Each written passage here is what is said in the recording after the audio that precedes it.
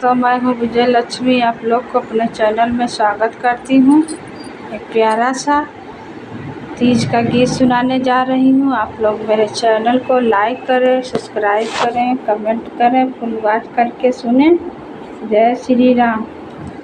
बानल रहे नहीं हरवाए शिव जी, बानल रहे ससुरवा, बानल रहे नहीं हरवाए शिव जी, बानल रहे ससुरवा। ऐसन बरवा दियो भोले बाबा, साजल रहे सिंदूरवा। ऐसन बरवा दियो भोले बाबा, साजल रहे सिंदूरवा। बानल रहे नहीं हरवाए भुवल, बानल रहे ससुरवा। ऐसन बरवा दियो भोले बाबा, बानल साजल रहे सिंदूरवा। ऐसन बरवा दियो भोले बाबा, साजल रहे सिंदूरवा। नैहर मादे भैया भतीजवा, ससुरे मलहुरा देवरवा। नैहर मा दिहलो भैया भतीजवा, ससुरे मलहुरा देवरवा। ऐसन बरवा दियो भोले बाबा, साजल रहे सिंदूरवा। ऐसन बरवा दियो भोले बाबा, साजल रहे सिंदूरवा। रानी कौशल्या जे सासु जे दिहलो, दशरथ ऐसन ससुरवा। रानी कौशल्या जे सासु जे दिहो, दशरथ ऐसन ससुरवा।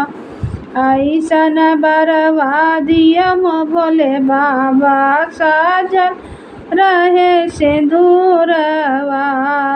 ऐसन बरवा दियो भोले बाबा, बानल रहे सिंदूरवा।